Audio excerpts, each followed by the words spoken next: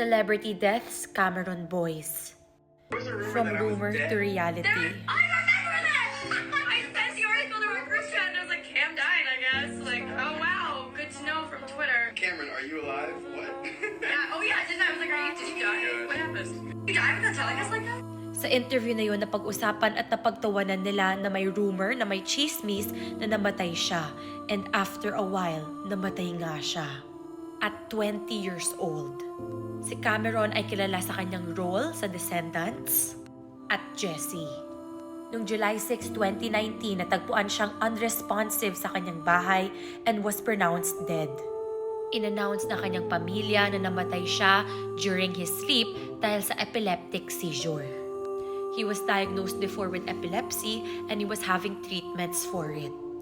The night na namatay siya, he had dinner with his parents. Ka-text niya ang mga ito, pero later that